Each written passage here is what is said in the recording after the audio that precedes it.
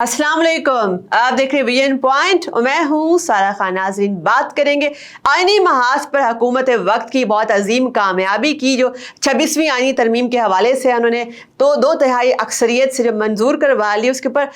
क्या सियासी फ़ायदा किस किस को होगा, क्या हुकूमत वक्त को होगा, मौलाना को होगा या अपोजिशन जो है वो किस हद तक उनको जो है सियासी नुकसान जो है वो बर्दाश्त करना पड़ सकता है। मगर इन तमाम चीज़ों पर आने से पहले जो है हम ये परखने की डायसेक्ट करने की कोशिश करेंगे कि अवाम के लिए इस मुसविदे में क्या है, इस डॉक्यूमेंट में क्या है, अवाम को क्या रिलीफ मिलेगा। और जो इस वक्त हुकूमत का दावा है कि आम आदमी जो है उसके लिए इंसाफ के दरवाजे जो है खुल गए हैं, उसके लिए बहुत ज़्यादा बेहतरी आएगी, निज़ाम अदल के अंदर मजीद शफाफियत लेकर आएंगे। तो क्या इन दावों के अंदर जो है सच्चाई मौजूद है, इन तमाम चीज़ों को डायसेक्ट करेंगे। सबसे पहले जो सबसे बड़ी सबसे बुनियादी तब्दीली जो है मौजूदा जो अदलिया का ढांचा है उसमें यह की गई है कि जो सुप्रीम कोर्ट है उसके अंदर एक जो चीफ जस्टिस ऑफ पाकिस्तान की सरबराही में एक जो बेंच होगा वो अपीलें सुनेगा और क्रिमिनल और सिविल केसेस जो है उनके ऊपर समाअत वगैरह करेगा। जैसे कि अवाम का एक दरीना मुतालबा था कि ज़्यादातर वक्त जो सुप्रीम कोर्ट का वो सियासी केसेस के अंदर और जो आईनी मसाइल उनके अंदर सर्फ हो जाता है, तो ये वाला जो अवाम का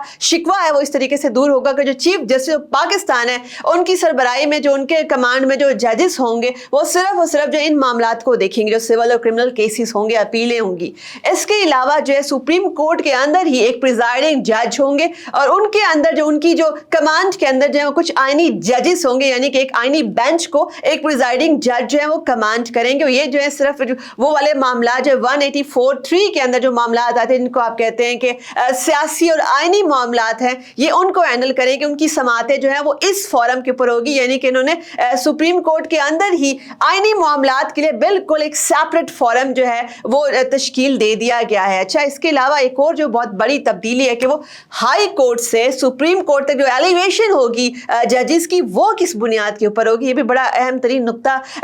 26 कॉन्स्टिट्यूशनल अमेंडमेंट का है। अच्छा, वो इस बेस के ऊपर होगी कि सबसे पहले तो एक जुडिशल कमीशन ऑफ पाकिस्तान जो 9 रुकनी उसकी जो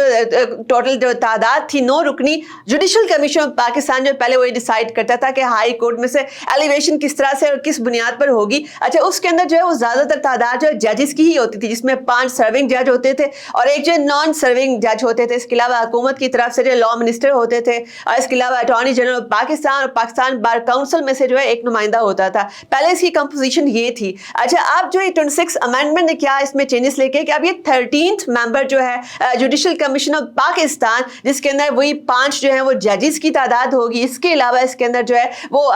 जो पार्लियामेंट है, यानी कि जो हुकूमत वक्त होगी उसमें से पार्लियामेंट और सेनेट में से 2-2 नुमाइंदे इसके अंदर होंगे। चूंकि ये हम कह सकते हैं कि 5 जो है वो जजेस होंगे और 8 नॉन जजेस होंगे, जो नई कंपोजिशन है जुडिशल कमीशन ऑफ पाकिस्तान के अंदर। अच्छा, उसमें ये जो 4 मैंने आपको बताया कि जो हुकूमत वक्त में से होंगे, पार्लियामेंट में से होंगे, जिसमें 2 जो है सेनेट में से होंगे, 2 पार्लियामेंट में से होंगे। इसके अलावा इसके अंदर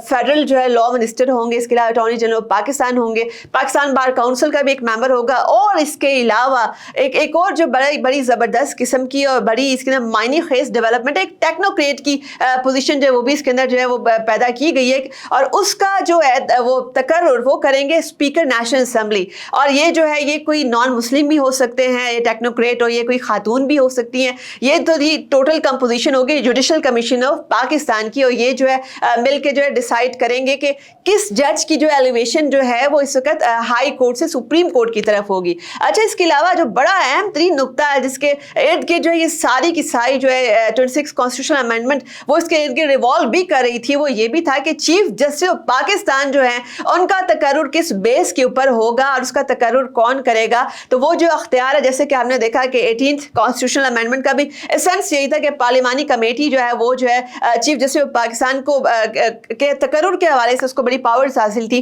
तो अब हमने ये देखा कि पार्लियामेंट एक तरह की जो अपनी बालादस्ती को कायम और दायम रखने के लिए उन्होंने जो है ये वाला अख्तियार ले लिया है वापस, जिसके अंदर जो है वो पार्लियामानी कमेटी 12 रुकनी पार्लियामानी कमेटी ये होगी और इसके अंदर जो मेजॉरिटी होगी वो ट्रेजरी बेंचेस में से होगी। अच्छा, इसके अंदर जो 12 रुकनी पार्लियामानी कमेटी है इसके अंदर 8 मेंबर्स जो है वो नेशनल असेंबली में से होंगे, इसके अलावा जो 4 है उनका ताल्लुक होगा सेनेट ऑफ पाकिस्तान से। और इसके अलावा जो इसकी कंपोजिशन है, ट्रायरी बेंचेस जो है उनमें से जो है इसकी कंपोजिशन ज़्यादा होगी, मतलब कि वो उसमें ज़्यादा नुमाइंदगी हासिल करेंगे और 2/3 अक्सरियत से जो है 2/3 मेजॉरिटी से फैसला हो जाएगा कि चीफ जस्टिस ऑफ पाकिस्तान जो है वो कौन नामजद होगा, कौन बनेगा। और इसके अलावा एक और बड़ी दिलचस्प बात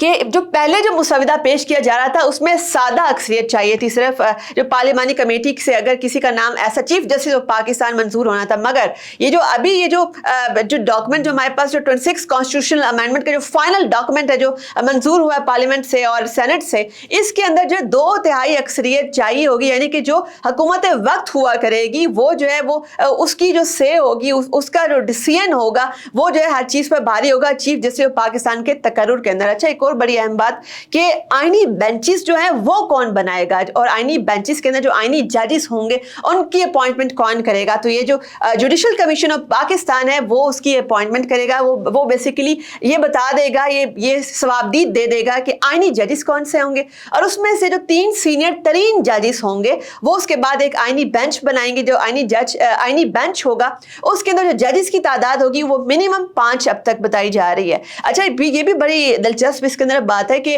जैसे कि इस वक्त हमने देखा कि 3 जो सीनियर मोस्ट जजेस हैं सुप्रीम कोर्ट ऑफ पाकिस्तान के, जस्टिस मंसूर अली शाह हैं, जस्टिस याया हैं, जस्टिस मुनीब हैं, यानी कि इसके ये अगर वो 3 सीनियर मोस्ट जजेस भी हैं लेकिन अगर इनको जो आईनी जजेस नहीं करार दिया जा सकता तो इसके अगर ये चीफ जस्टिस ऑफ पाकिस्तान बन भी जाते हैं जस्टिस मंसूर या जस्टिस मुनीब में से कोई, लेकिन ये आईनी और सियासी मामलात में दखल अंदाजी नहीं कर पाएंगे। अच्छा, इसके अंदर अवाम के लिए क्या है, जो सारी की सारी डेवलपमेंट है, ये बड़ी फ्रेंजिड किस्म की जो है ये हेक्टिक किस्म की जो लेजिस्लेशन हुई है। हमने देखा कि राउंड द क्लॉक हमें एक पॉलिटिकल कंसेंसस डेवलप करने की बड़ी ज़बरदस्त कोशिश अवाम ने देखी कि तमाम जो सियासी जमातें वो एक साथ मिल बैठ के जो है वो डिस्कशन एक एक नुक्ते को परख रही हैं। तो उसके नतीजे में अवाम के लिए क्या निकलता है, हमने ये देखा कि जो सेपरेशन ऑफ पावर का कंसेप्ट है आईन पाकिस्तान के अंदर, जिसमें कि ये अदलिया, इंतजामिया और मुकन्नना जो है अपने अपने डोमेन में रहते हुए जो काम करेंगी, उसमें हमने ये देखा कि पिछले कुछ अरसे से, कई सालों से जो है वो एक दूसरे के डोमेन में मदाखलत हो रही है। खास तौर पर हमने ये देखा कि अदलिया की तरफ से, अदलिया जो है हमने देखा कि कुछ एक टर्म भी यूज होती है कि जुडिशल एक्टिविज्म बहुत ज्यादा हो रहा था और जो मुंतखब वज़राए आज़म है उनको घर बेचने का सिलसिला भी एक जारी और सारी था। और शायद पता नहीं बदकिस्मती से हमारा ये अलमिया है कि जब एक इदारा बहुत ही खुद मुख्तार हो जाता है तो वो दूसरे इदारे के ऊपर अपनी ताकत जो है उसका रौब जमाने के लिए, वो शायद उसको ये दिखाने के लिए कि मेरा इख्तियार तुमसे ज़्यादा है, तो वो उसके डोमेन में मदाखलत करने लग जाते हैं। हमने जैसे यहाँ पे भी देखा